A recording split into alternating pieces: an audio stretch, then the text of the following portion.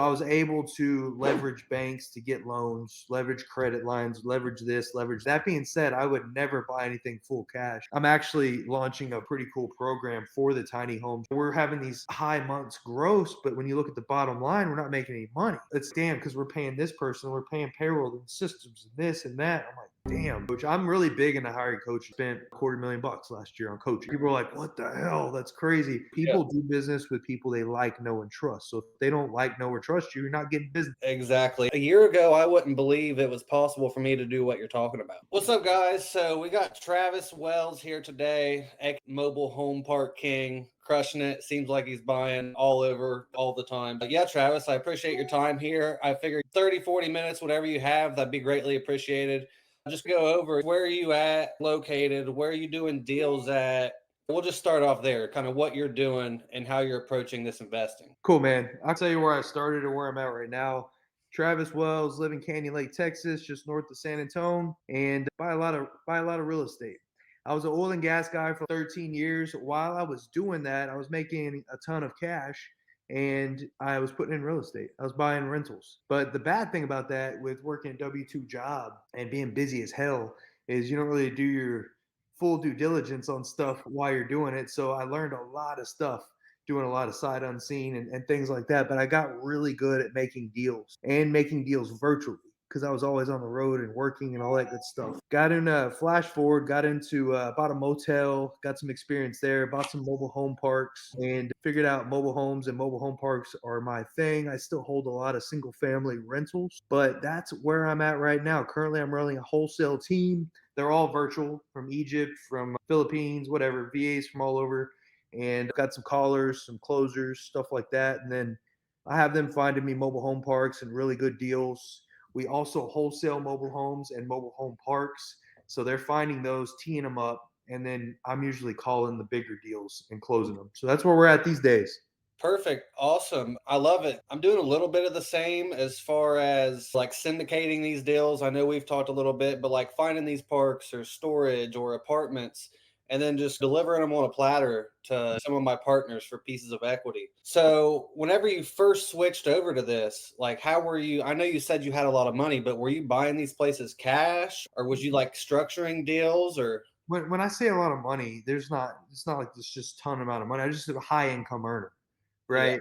So I was able to leverage banks to get loans, leverage credit lines, leverage this, leverage that. Being said, I would never buy anything full cash. yeah, I would always leverage a loan, whatever. And the way that I would get private money is I'd get like seller finance deals and then I'd pay those people for a while and I'd say, hey, I find baller deals, will you loan on my next one? They're like, hell yeah, like you pay us, cool. So like I got millions of dollars from people, other people's money, but it wasn't me going out and raising money from several people. It's usually from one or two people, not all at once. Obviously, deals cost a couple hundred K or whatever here and there.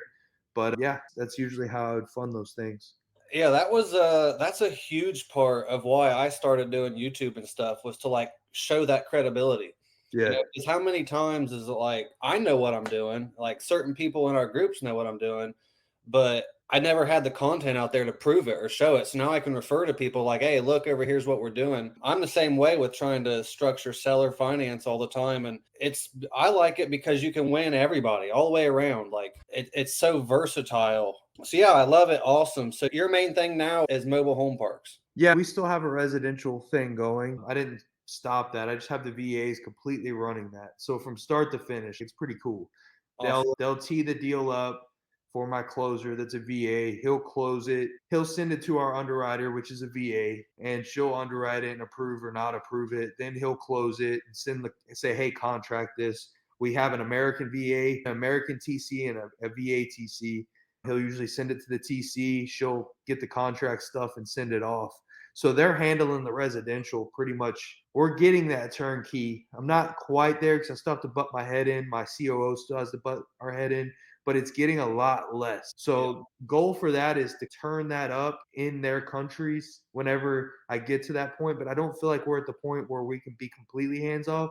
But I would say we're maybe like 60% hands off, which is cool for Yeah. like VAs. Oh yeah. So the goal is to get them to be able to run all on their own, do the residential, keep that mailbox money going. And then, yeah, my main thing though that I'm doing is mobile home parks and mobile homes, tiny homes, things like that. I'm actually launching a pretty cool program for the tiny homes right now. Is I pick them up really cheap. Like I just bought three for 6,000 a piece. I see you posting all the time on it. I'm like, you Yeah, can't get a car for that. furnished, badass. I could go rent them for 7 or 8 a month. So I'm about to start offering these packages to investors for maybe 20% return on their money. They can own the home, we'll manage it, something along those lines. So we're working on doing something like that now too. But that's where I like to spend my time. Awesome. Yeah, you was talking about the turnkey wholesale business. It's funny. So I'm doing the same thing. Yeah, Probably not quite as far as you on it. I have all my VAs, they're all in the Philippines, and I still do 3 calls a week with them. I poke my head in here. yeah, I'd say I'm 30% turnkey. yeah. But it's awesome. They're amazing. I love it. So yeah, that's a super, like you said, if that's just passive coming in, once you can trust them, I just started giving more and more responsibilities. And then it's hard, especially when you want control of things. It's crazy because it'll add up to our payroll still is like 12 grand a month, right? It's all VAs for the most part. People are like, oh, it's cheap. It's like, you gotta have this, you gotta have this, you gotta have Yeah. this. Crap adds up. That $3, $4, $5 an hour adds up. Oh So yeah. And then just all the systems you need. yeah. So I That's don't something people don't put into. I'd say we got 4 grand a month in systems, yeah, just to have an operational business. yeah.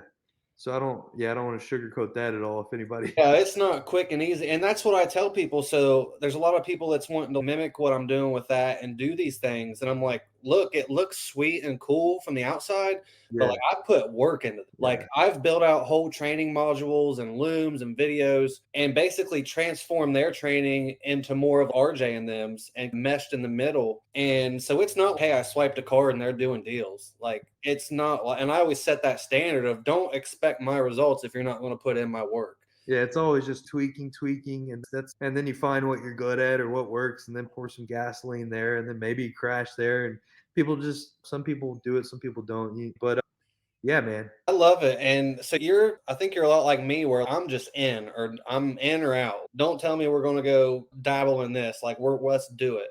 So whenever you first started, and it sounds like you did that nosedive, figure out the hard way, what are some things looking back now that you could maybe educate me on or us viewers on things to be aware of that maybe people weren't thinking about or just tips and tricks like, hey, avoid this. I wish I would have known this. so I had a very high salary job, and I got approached by a guy that still coaches me, very well off guy, and he's, hey, dude, like you have a knack for doing deals, solving deals. I'm a closer, right? That's what I'm Mhm. wired to do. And he's, I'll invest in you, quit your job. I was like, cool, done. And this dude has like a big name, and I trust him, and I'm like, cool. And anyway, went that route. That was awesome. And I think just put myself out there on stages, not being comfortable, or put myself out there in networking, which I hate. I'm just going to be honest. Like just being out there, though, if not doing those things, I wouldn't have that opportunity. They wouldn't hear me run my mouth and be like, hey, I think I want to put my money with that guy. So maybe putting yourself out there more to get lucky Yeah. to get those opportunities. And then I was closing deals, but I would turn this marketing off, turn this one off, and then nothing was consistent. And you have these really cyclical months in real estate, and just telling people that it's gonna be like that at first. Just find your path and stay consistent. We started out super strong, then we went like that, and went like that. It just kept going, and then I started having people reach out that wanted us to close their deal. And I started marketing it because I build my machine. I tell what I'm doing online, which Mhm. everybody should be doing. Yeah. And people will just flock to it. So we built like 10 JV partners all of a sudden. They were sending us all their marketing, and we hooked them up and go high level. They all had their own pipelines. It was visible. VAs were hitting it, we're closing. And we're having these high months gross, but when you look at the bottom line, we're not making any money. Like it's damn, because we're paying this person, we're paying payroll and systems and this and that. I'm like, damn. So we started pivoting, to like less JV partners and on the residential side and doing more of our own things. So now we're actually going to invest in some TV ads and get back on some PPL. And mail is my favorite thing. If nobody told me anything again, I would just go all in on mail. and not even turn back because our ROI is nuts. So a lot of people, I've done it a little bit. I ain't gonna lie, I don't do it much. Yeah. A lot of people definitely overlook that, especially nowadays with the go mentality of a lot of these people buy PPL leads, call twice, text once, throw it away. And that's just not how it needs to be done. Yeah, I'd be interested to hear some of your kind of KPIs, ROIs on that, just to show people that like that's Yeah. a real thing and it does get returned. Specific numbers, but just generalized of return. Yeah. So we came out the gate with mail, came out the gate with it because I had another coach. I'm really big into hiring coaches. Probably spent, I don't know, $250,000 last year on coaching, right? Mhm. People are like, what the hell? That's crazy. If I had to borrow the money, I would. I don't give a crap. You know what I mean? Like, I'm going to get the knowledge. Nobody can take knowledge from me. Yep. Like, so I don't care what it costs. Doesn't matter. Doesn't matter. But anyways, basic. I don't have my KPIs in front of me, but I can tell you we spent 20 grand a month for the first 4 months, and we ended up when we looked at the end of that campaign for last year, we made $500,000, and that's gross, but we made $500,000 on that. So eighty That's thousand. just direct mail. It's just direct mail. And that's Yeah. us not knowing because I wasn't a wholesaler. I was a buy and hold guy for 13 years. I'd never wholesaled till last year. Yeah. Till I had to quit my job and I needed to replace my high income salary. I was like, I need active income. I can't just have this passive. It's not passive, but these rentals, I can't depend on that. So I was like, I'm a wholesale, I'm a dealer, direct mail. And dude, it's freaking insane. That blows my mind. That's insane. Yeah, and one of the things you mentioned that I'm huge on, I'm trying to tell people, and I know it's just hard to grasp, but I'm just now starting to do it pretty good, but I'm very vocal and Yeah. putting myself out there. And like you see me in Titanium, I'm in a couple other masterminds. I'm the same way, and I'm just always dropping in, just putting my name out there. If Speed to Leads live, I'm commenting. If Investor Lifts live, I'm commenting. If I see just little things. And then over time, people were like, Tyler, I've heard that name. I've heard of that. And then that's where you start building that credibility. And now I finally grew the courage enough to bring it this way. And the network, man, I have some partners out there in Texas too, real estate, man. They are some killers. And they've opened my mind up to like, a year ago, I wouldn't believe it was possible for me to do what you're talking about. Now, being around them, their thing is just think bigger, push yourself. Like they just bought an RV park, $7 million finance. They raised 1 million down, and then the seller financed 6 million of it for I forget the balloon, but 0% interest. And so they're just showing me like, dude, you don't have to have the money. You don't have Yeah. to. And so I'm like, I need to start building myself and brand and showing these people like I know what I'm doing. And Just people put just undervalue that. And I know it's hard, but you have to put yourself out there, or else no one's going to know what you're doing. I think a big thing people starting out is don't embellish, but post what you're doing. Post twice a day and then be in some groups and post once a day in those groups. I do cardio every morning. So however you pick your time you do it. But I'm on like a bike in the morning for 30 minutes. I make 8 posts in that 30 minutes. I post once on my personal page. I post in Titanium. I post in whatever Upsiders. I posted, what I can name all these groups and I make posts in all of them. And then at night I post on my page again. It's either entertainment, funny, education, whatever, but it's me. Because Yeah. people do business with people they like, know, and trust. So if they don't like, know, or trust you, you're not getting business. Exactly. Yeah. If someone goes, checks out your Facebook and all they see is you was in high school 4 years ago and you've not been active, I'm not going to trust it. But if Right. you get on there like you and you're like, oh, geez, Travis is posting, like you have a lot of motivational stuff and Yeah. they're going to be like, oh, this is a good dude. Like on my page, I have a lot of faith stuff Yeah. and family stuff. And that's just me. It's, hey, here's a peek into me. And I try to be as personal as I can with all these sellers. Like the other day, I had someone that was skeptical of me and I was like, if you got an iPhone, I'll FaceTime you right now. I'll walk you through the house. Like I'm Yeah. I'm a legit person. So Yeah. that's just huge. I wish I would have done it sooner, but it does take courage, even just to make a simple post. Yeah, and a lot of people aren't going to know what they're going to post or anything like that. And I just say it gets better. It gets easy as you do it. Like I go crank out 50 posts if you told me to, because I do it every day. You could Yeah. call 50 sellers and have conversations without thinking about it because you do it every day. Yeah, that's just the fear and the overthinking. Cause I'm just like Nick Robbins told me about because I was asking him about doing this and my goals and intentions behind it. And he was like, just turn on your camera. He's just Yeah. document your day. Don't go create content. And so that's pretty much I just been turning on the camera, doing calls, and then I'll go back, clip them calls later into shorter things. And now people's reaching out. You know what I mean? Like you talked about with the JV and stuff. This has already led to private money people funding all of my PPL. So now I have free marketing because they see the credibility, and it's only going to grow. Eventually, that's going to turn into private money of millions, like you're talking. So it's just a Yeah. stepping stone. And I think that's very underrated. What kind of split, if you don't mind me asking, do you give people that pay for your PPL?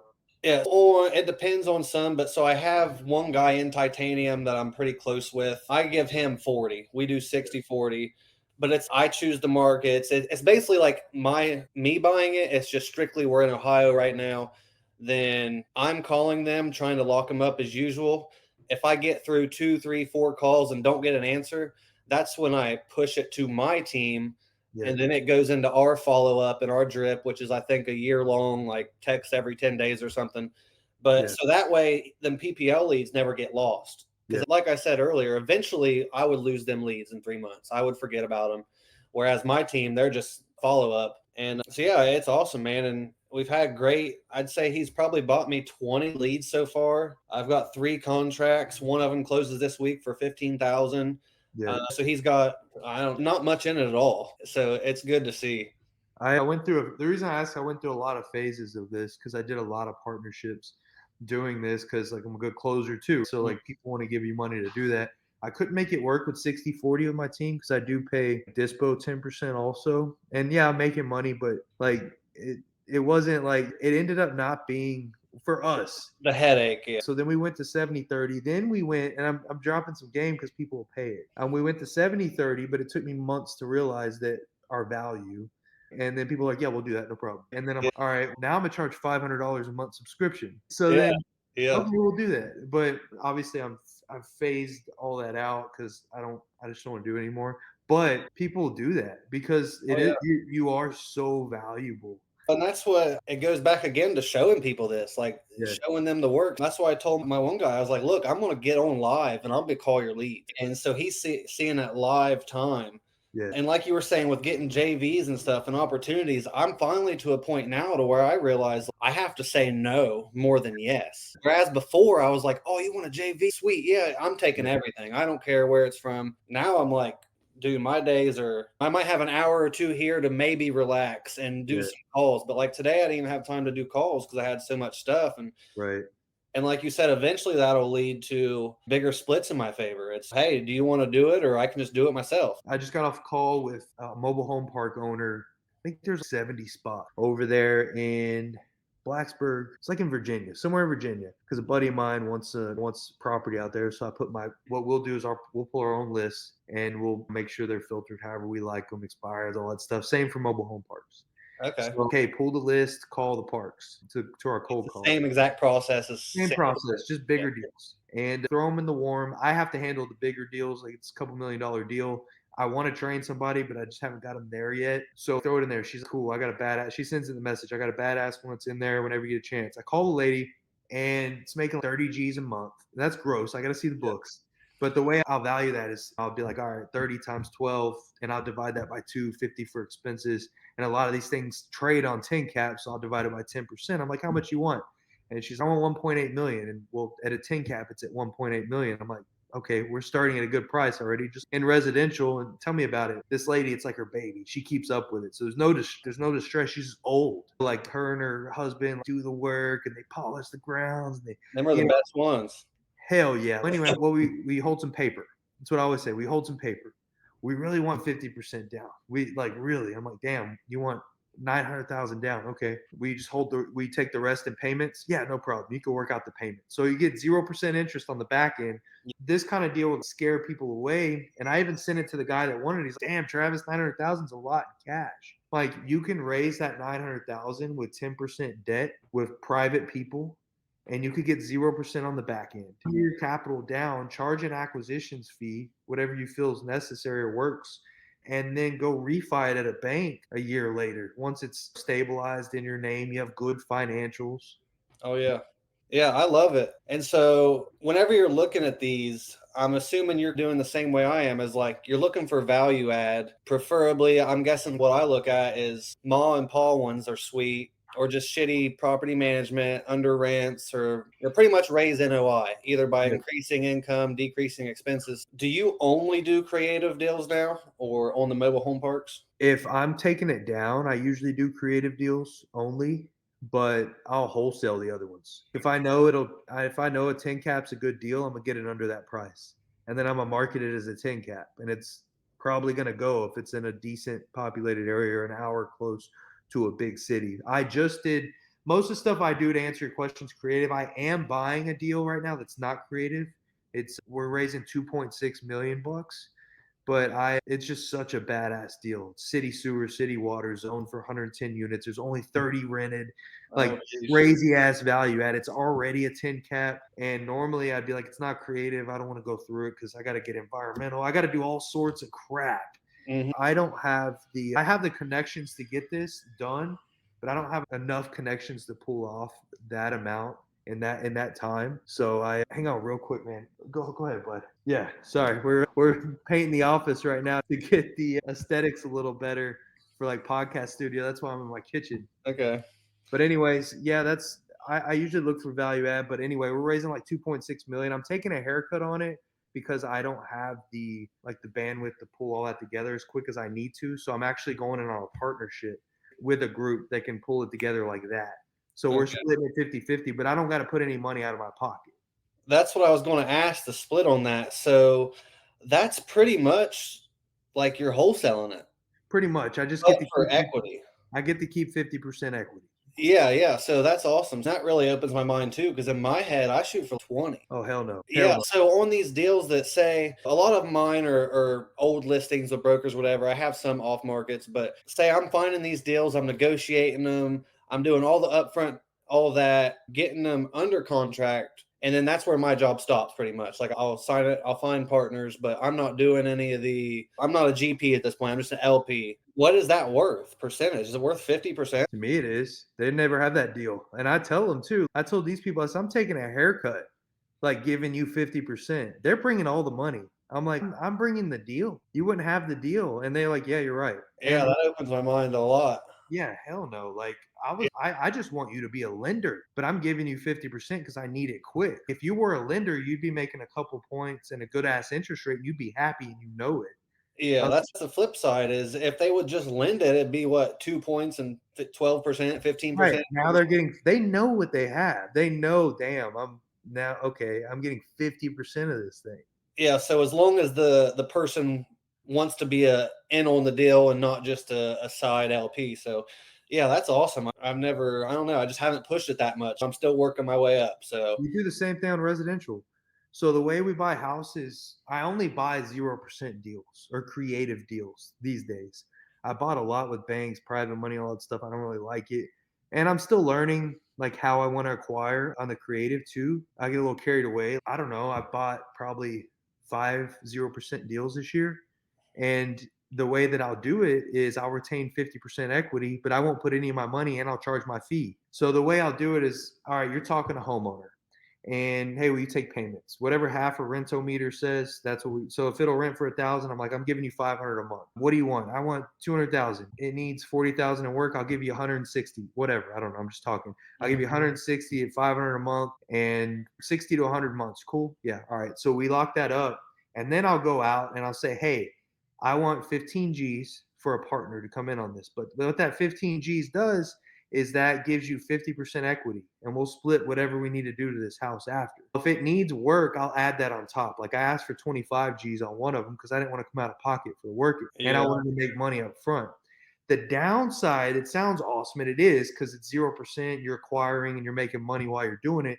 The downside is, and I'm learning this, right? Because I've been picking up a lot of them, is we created like LLCs and we own this thing 50-50. You need money in an operating account too, because things got to happen. So it's just a hassle to be like, hey, will you send this contractor this? I'll send them this and that. So I had to learn the hard way on that, but it's pretty sweet. Yeah, so on that, do you guys just create a new LLC and is that what you do for each park or whatever? A new LLC. Like on the residential side, we've just been creating a new LLC. On the park, we just did a lease option on. I just bought a park. They wanted 1.6 million bucks, and the thing was only bringing in 13,000 a month, which I'm only going to pay like 500,000 for. And but it's city sewer, city water, 130 spots. This is like a $4 or $5 million park Mm. full. I'm like, and it hasn't sold for years. It's just been sitting there. And to me, right off the bat, I'm like, there is so much opportunity here. So I talked him into a lease option. I was like, look, I'll pay you 10 G's a month. And there's a lot of discussing in between that. I didn't just come out the gate with that. Yeah. I'll pay you 10 G's a month. That'll cover the nut for you. And then whatever I can bring in on top of that, I get to keep. And I be upfront with my intentions. I'm like, hey, I need to put 30 or 40 units, whatever it is. I got to put this amount of units to get my valuation so I can go to a bank and buy it. So I do a lease option. I lease the park for 10,000 a month, and I have an option contract, two separate contracts. An option contract saying, hey, in this amount of time, I am the only person that can buy this, and you can't change the price. It's got to be 1.6 million. I don't care if it's worth 3 million. You Yeah. have to sell this thing to me for 1.6 million. And we did an LLC just recently, op agreement, got a lease signed in that name, option agreement signed, and we're just getting started with that. So now I'm hollering from the rooftops, hey, who wants to bring their mobile home to my park? That was what I was going to say or ask next is there's a lot of value out there. If you're saying you can add 80 more units, once we do the math, that's insane. But where are you getting these homes at? Are you just having the people bring their own? Like you don't do any park owned homes or what's that look like? So I haven't put anything there because we just signed the paperwork. But I first off the bat, I'm like, hey, what's the quickest way I can raise valuation without putting my capital? Invite people. So I invite them. I have a VA full time on Facebook groups and on marketplace stuff like that, making offers on mobile homes in areas we need them. And I'm like, hey, you can't go over for this year model, this number, this year model, this. You got this criteria. She makes a sheet, and then I have somebody else that reviews them. And then if they say, hey, it's worth it, then I'll go look at it. So that's how we're finding mobile homes. Same thing with tiny homes. Same thing with all of it. Because we wholesale the piss out of tiny homes and mobile homes too. If it doesn't fit somewhere we can use it, we wholesale. I never heard anyone wholesaling tiny homes. That's awesome. I always hear on that the side like the Airbnb shit and all that. Yeah. That's awesome. So on that lease option in general, like how long is your lease option on that? So I wanted a 2 year. I got a 2 year, but I got it in 1 year. So because I wanted to make sure we fit with each other and stuff too. So regular lease, just like you've seen. So nothing attorney won't do it, but attorneys won't touch a lease option. It's just too much. Like just save y'all a little time unless you know somebody super creative, able to get one. Even my clients, they won't touch it because they don't want to have to uphold them. Like literally, fill out the lease, cool, regular lease, commercial lease, whatever. The option agreement, we did it for a year. We had 90 day at the 90 days before it expires. We have one more option to renew for another year because I don't know how it's going to go. I just know that there's a lot of opportunity, and I didn't want to pass it up. I didn't tell you how I made money on this deal though. So I said, hey, I need partners. Who wants to partner with me? Had a lot of people. Of course, everybody's like, damn, this is badass. I want to do something with you. I'm like, cool. It's going to cost you $65,000. What the hell? And I'm like, actually, I said more than that. I said 75. I ended up with 5. So I had a group that has RV parks that we already know each other, and they're really good with infrastructure and stuff. I'm not that guy. I'm a deal maker. I'm a good manager of parks and stuff like that. I'm not your like build the water septic bull crap. Like I usually find people for that. They're good at that. They have equipment, everything. So they were like, yeah, they wired me 40 G's the next day. They were like, we want it.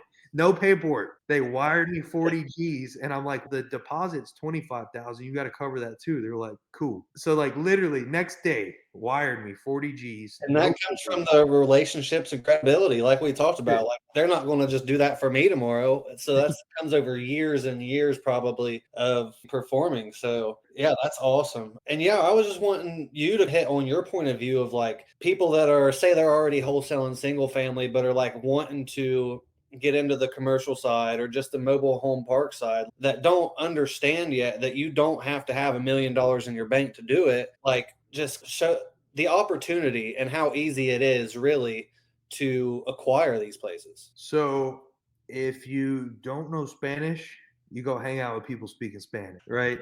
Like I'm just saying. So if you want to learn like commercial. You want to learn mobile homes. You want to learn RVs. You want to learn basket weaving. Like you, whatever you want to learn, you gotta hang out and listen to those people. Like I'm gonna be in a mastermind tonight, and these are like very affluent people, and all they talk about is big ass apartment complexes, right? It's all they talk about. And I'm like, I'm ADD as hell, but I know that I have to understand the language. Like I was negotiating a $20 million deal for one of these people. I've never bought a $20 million deal, but I sit in these things, right? Yep. So I know the language and I'm not like a super expert at them. I'm not like, Mhm. but I'm pretty good at negotiating.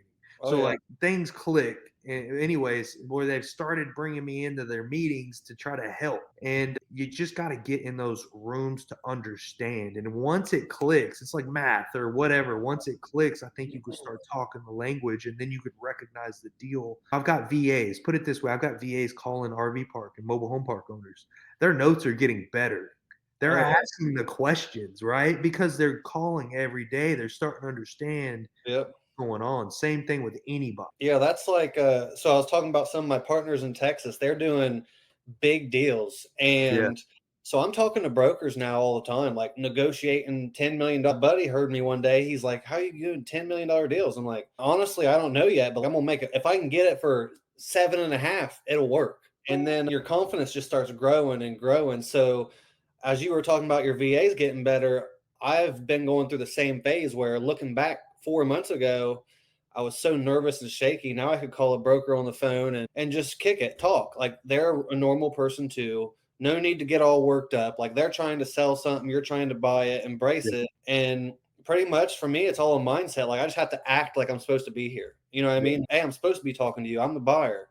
Yeah. We all put on our shoes the same way every morning. That's how I look at it. But there is like a cheat formula that I have with these things is first, this isn't my cheat formula, is understand what a cap rate is and understand what cap rates different asset classes trade on, whether it be a car wash, a home park, RV, just see what cap rate. You Google what cap rate do these Oh, yeah. typically trade on? Probably, I don't know if they'll give you the right answer, but maybe. It's close. Yeah. Yeah, so then look up how do I calculate cap rate and then your number. You've got to be under that number to wholesale, right? Mhm. That's it. Simple. So that was one thing that I had to learn was how different assets trade at different rates. So I was running into all these offices and I'm like, damn, these are deals. Like I'm getting these, I'm negotiating them to 10 caps. And I'm like, shit, this is awesome. And I'm going over them with my partners and they're like, who's going to buy it? And I was like, you guys, I don't know anybody. And they're like, Yeah. no, office just has this stigma